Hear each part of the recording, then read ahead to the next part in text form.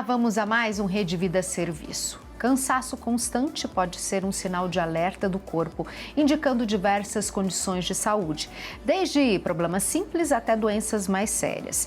É importante prestar atenção a esse sintoma e buscar avaliação médica para identificar a causa e iniciar o tratamento adequado.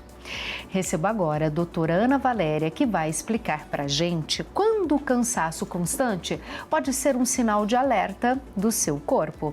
Seja muito bem-vinda, doutora. Muito obrigada pelo convite, Ana.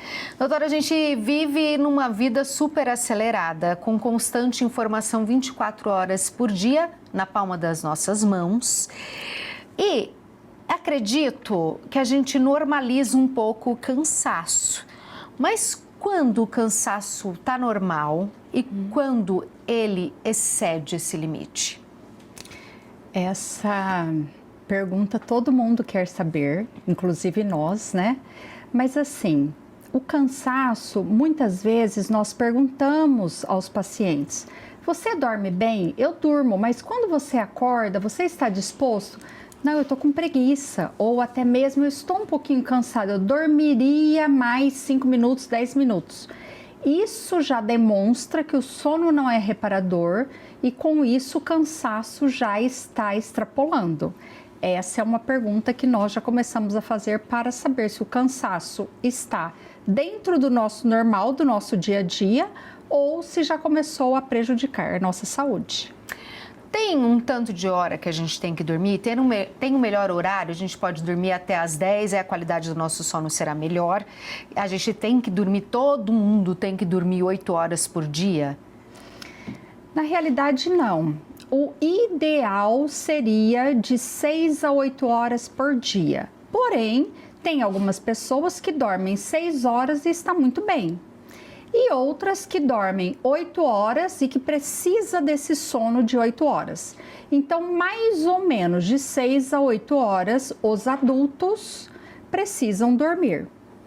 Menores e até mesmo os adolescentes precisam dormir um pouquinho mais, porque o sono não só é o nosso descanso, como também faz parte da nossa saúde e da regulação dos nossos hormônios, como por exemplo de fome e de saciedade. Então, você não dormindo bem, você pode, digamos, despertar o hormônio da fome, aumentar a sua insulina e, com isso, desenvolver uma obesidade, que é uma doença crônica, e até mesmo levar a uma hipertensão, que é o aumento da pressão, também uma doença crônica, através de um sono que não está sendo adequado. Então, muitas vezes, esse cansaço pode vir desse sono que não está reparador. E com isso, algumas pessoas com o aumento do peso começam a ter o que nós chamamos de apneia do sono, que nada mais é do que o ronco. Ah, meu pai ronca, minha mãe ronca. Isso muitas vezes pode ser por um sono que não está reparador e pelo aumento do peso da gordura abdominal e iniciar esse ronco. Olha que alerta que a senhora está fazendo aqui, porque muitas vezes as pessoas falam: o sono foi tão profundo que até ronquei. Então, roncar não significa qualidade de sono e pode indicar, sim, um outro problema. Com certeza, porque muitas vezes a gente pode até roncar porque está muito cansado, mas roncou pontualmente. Agora, aqueles pacientes que começam a ter o ronco e essa apneia, que é essa pausa da respiração, muitas vezes levar à obesidade, à hipertensão arterial e até mesmo a um AVC, a um derrame, às custas de um ronco. Então, causa muito problema de saúde. Então, se você está roncando, alguém da sua família está roncando, siga esse alerta, procure um médico, porque tem que investigar. Falamos então do sono, cansaço, mas a senhora citou alimentação. Então, a alimentação também vai influenciar na nossa boa noite de sono e na nossa rotina do dia a dia para a gente ter mais ou menos disposição? Sim, com certeza.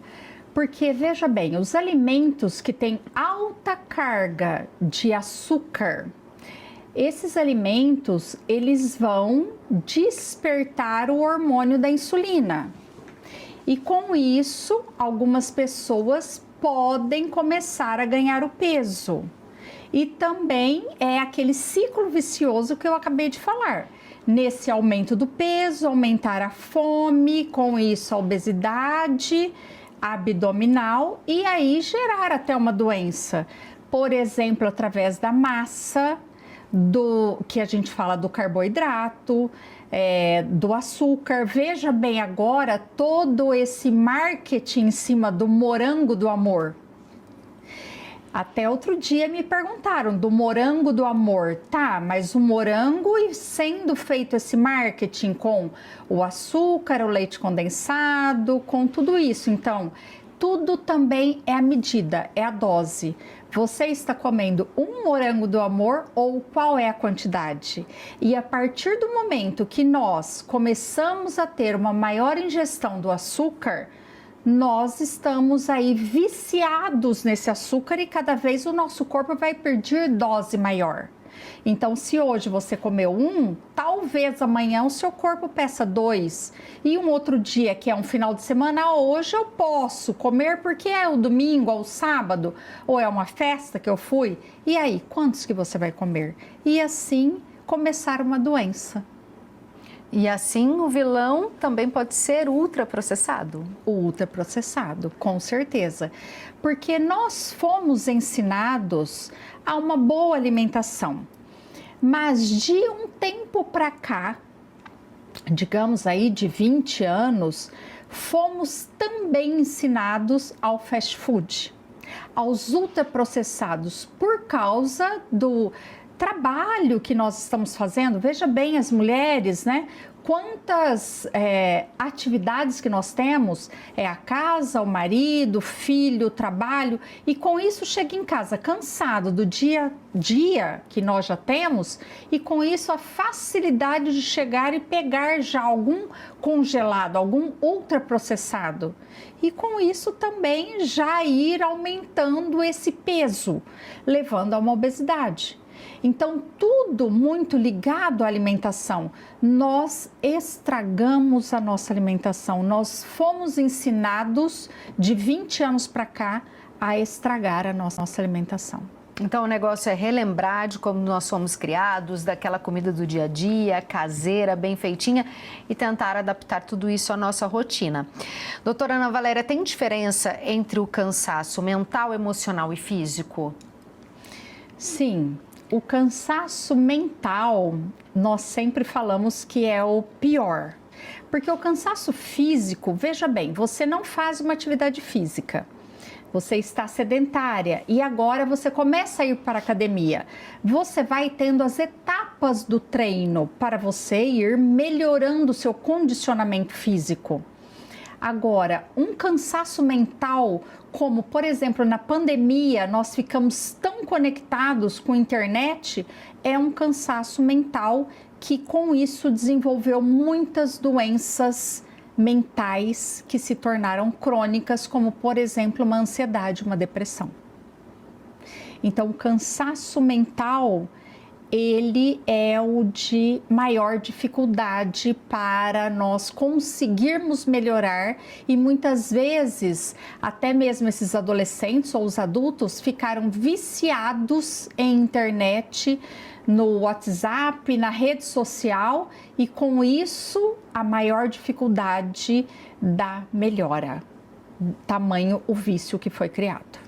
Esse cansaço emocional, então dessa dependência, ele pode ter reflexos físicos? Sim, Quais muito. são esses reflexos, doutor? Explica pra gente. Esses reflexos, como por exemplo, levar a uma depressão, levar a uma ansiedade generalizada, uma crise de pânico, todas doenças psiquiátricas. E precisamos aí de uma orientação, tratamento psiquiátrico, tratamento com psicólogo, que muitas vezes, por muito tempo, não é visto. E quando essa pessoa chega para o atendimento, já está até mesmo uma doença crônica. Aquela fadiga, aperto no peito, para quem está assistindo a gente, podem ser sinaizinhos de alerta? Sim, podem ser sinais de alerta. Podem sim. Vamos falar da canseira associada às mudanças que passamos no nosso corpo. Vamos começar pelas mulheres. Temos ciclos da vida. E esses ciclos também acompanham mudanças hormonais e isso pode interferir na nossa disposição, doutora Ana Valéria? Pode sim. Nós, as mulheres, a partir dos 40 anos, nós começamos a ter as quedas hormonais. A primeira queda que nós temos é da progesterona. Progesterona é um hormônio que ele é o da TPM. E com isso, conforme nós começamos a ter essa queda, nós começamos a ter uma dificuldade do sono. Veja, por exemplo, nós com 40 que começamos a ter essa queda e depois a nossa mãe ou a nossa avó que começa a falar assim: eu não durmo bem, meu sono já não é mais o que eu tinha. Um dos motivos é essa queda da progesterona. Com essa queda da progesterona, que é a primeira a se cair, nós começamos a ter o aumento do peso. Vai mudando o formato do nosso corpo, vai aumentando o nosso quadril e também a nossa circunferência abdominal. Por isso, com o envelhecimento, muitas mulheres já começam a ganhar o peso, através dessa parte hormonal que acontece com todas. E tem tratamento, tem solução, tem o que se fazer? Sim, tem tratamento, tem o acompanhamento médico, precisa ter o acompanhamento médico, até mesmo para saber se precisa ou não dessa reposição, se pode ou não essa reposição, até mesmo uma mudança de estilo de vida, mudança do seu sono, atividade física. Então, são muitos elementos que nós precisamos estar avaliando para um envelhecimento saudável que todas nós buscamos. Nós falamos muito no envelhecimento da mulher, da menopausa, mas o homem também tem a andropausa. Sim. Quais são os sinais, os reflexos da andropausa na vida do homem? Do homem, que quando ele começa a ter a queda da testosterona, que nós falamos assim, ficou chato, ficou implicante. E tem muitas queixas também, onde uma das coisas é ele também ter o aumento da gordura abdominal, porque o sono também fica debilitado. Ele vai começando a dormir mal, aí o homem, por cultura nossa, o homem roncar, tudo bem. Não é tudo bem, porque muitas vezes ele já está tendo até mesmo um problema cardíaco, uma pressão que já está subindo e até mesmo pode levar a um AVC, que é um derrame cerebral. A senhora citou o Morango do Amor, que está no hit do momento, mas temos outros hits do momento um pouco mais perigosos, como as canetas emagrecedoras que as pessoas estão usando descontroladamente. Qual que é o risco desse uso e como ele pode abalar a saúde, mas também o desempenho, a canseira, a vontade da pessoa? Como que explica um pouco para a gente sobre isso? As canetas emagrecedoras, elas vieram como uma revolução no tratamento do diabetes tipo 2 e também da obesidade. Elas são uma inovação para o tratamento da obesidade desde que acompanhados pelo médico e a indicação médica. Todo tratamento precisa de um acompanhamento médico, porque imagine, você querendo perder 2 quilos, 3 quilos, você chega na farmácia e comprava essas canetas. Hoje não consegue mais, porque conseguimos que essa medicação precise de receita médica. Só que você precisa fazer o acompanhamento, porque a partir do momento que se utiliza a dose indicada, o tratamento é muito individual, cada um tem a sua dose, cada um precisa ter a sua dieta acompanhando isso e também a atividade física. Então, é uma mudança de estilo de vida. Muitas vezes, hoje mesmo, vários pacientes me perguntaram: doutora, quando vou tirar essa caneta? Olha, quando nós entrarmos em um período de manutenção. Agora, muitas vezes o paciente, quando sozinho, né, atinge o peso que ele quer, fala, agora eu tô bem, eu paro. Com isso, ele vai ter um reganho do peso, porque ele não teve o acompanhamento médico, e ao mesmo tempo ele vai criando resistência a essa medicação. Porque qual a dose que usou? Era a dose que precisava? E com isso vai ficando mais resistente. Como eu expliquei, da vontade do morango. Você come hoje um morango, amanhã você deseja 2. Depois, é final de semana, eu posso 3. Assim é com o medicamento. Tudo a dose. O que temos que ter muito cuidado com a utilização das canetas sem o acompanhamento são casos de sarcopenia. Sarcopenia, o que é?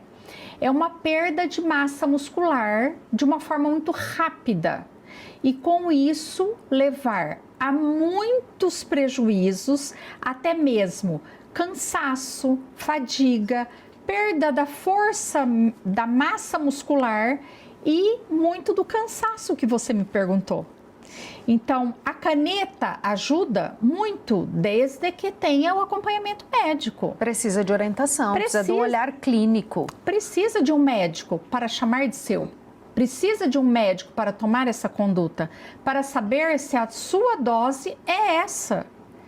E um dia você come um pouquinho a mais e está medicado, você passar mal, você ter o seu médico para você ligar, você ter o seu médico para você perguntar. Imagina, eu atendi outro dia uma paciente que aplicou por conta, foi parar no hospital e a reação foi muito grave. Falou, doutora, olha, eu estou traumatizada. Lógico, pelo que ela fez sozinha. Então não tem o conhecimento, existe um perigo muito grande nas canetas feitas sozinhas pelo conhecimento que o paciente não tem. Que a gente não pode deixar de alertar que é um medicamento e como qualquer outro medicamento precisa ser indicado e utilizado de maneira correta para se ter o resultado desejado, mas sempre preservando a saúde, doutora Valéria. Sim, sempre, porque também nós não podemos esquecer que um medicamento que ele não sirva para você ou a dose tomada pode levar até mesmo a uma hepatite medicamentosa. Um excesso do medicamento afetar o seu fígado. É muito grave. Então, assim, a população precisa respeitar mais o perigo do medicamento feito sozinho. E esse espaço é para isso, para esse alerta, para esse entendimento. Falando das canetas, a gente tem na internet qualquer tipo de informação, e um indicando magnésio, outro indicando vitamina A, B, C, D, tal receita. Qual que é o cuidado e a importância, doutora Ana Valéria, de ter esse acompanhamento, de saber ler o que realmente um exame de sangue está dizendo e ter um atendimento individualizado, indicado para o problema que a pessoa tem? Exatamente. Vamos lá, as vitaminas como, eu estou com gripe e vou tomar uma vitamina C. Tá, mas qual é a dose? Você está precisando ou não? Então, vamos pegar o exemplo da vitamina D, a dose utilizada. Na época da pandemia, a vitamina D, porque te ajuda da sua imunidade, o zinco também que te ajuda, mas e a dose? E qual que é o valor que você tem no seu exame de sangue? Ou seja, nessa época nós pegamos muitos casos de intoxicação por vitamina e também até casos de insuficiência renal, problema causado pelo excesso da dose de vitamina D. Então são casos muito graves e é uma simples vitamina. Olha só. Então qual é a dose? Tudo isso é um acompanhamento. Não é da cabeça você chegar, não, é uma simples vitamina, eu vou tomar.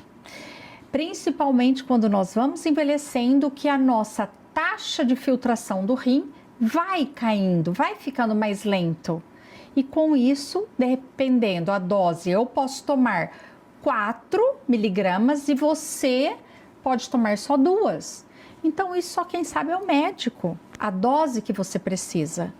E talvez você fazendo por conta própria levar até mesmo uma intoxicação. Então, a gente falou da alimentação, do sono, exercício físico. Quais os males que a bebida alcoólica causa para quem quer ter disposição? A bebida alcoólica, o álcool se transforma no açúcar. E o açúcar também, como a bebida de álcool, vai da quantidade. Então, assim, aqui em São José do Rio Preto, é região que é um clima quente o ano todo. Existe a cultura do churrasco e a cerveja e o chopp. Como essa bebida, ela ingere uma quantidade maior do que, por exemplo, uma caipirinha de vodka, uma caipirinha de pinga, a quantidade de bebida é maior, de um chopp, de uma cerveja. Então, imagina essa conversão do tanto que entrou desse álcool, essa conversão no açúcar.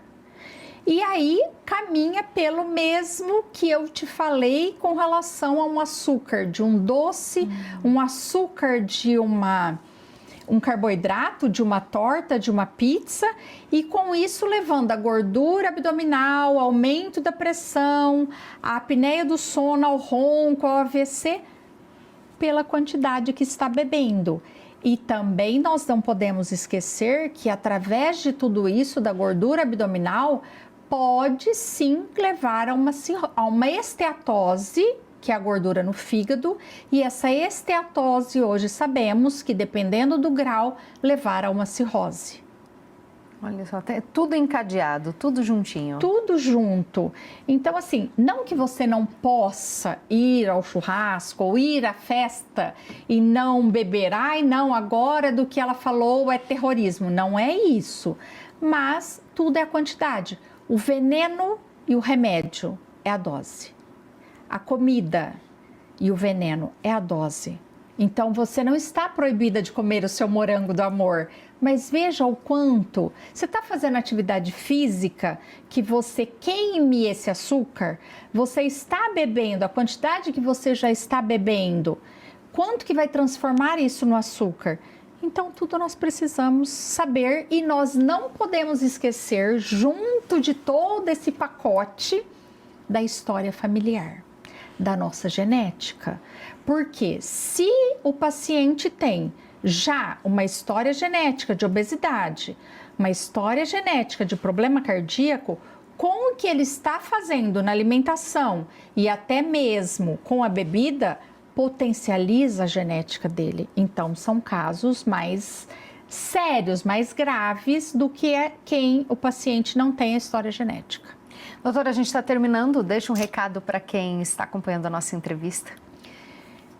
A minha mensagem é que todos vocês devem ter um estilo de vida saudável, com alimentação, atividade física, o sono reparador e também ter o seu médico para chamar de seu, para você saber se você precisa de um tratamento ou até mesmo se você não precisa. Se com o seu estilo de vida já é suficiente para você. Adorei, muito obrigada. De nada, obrigada pelo convite mais uma vez.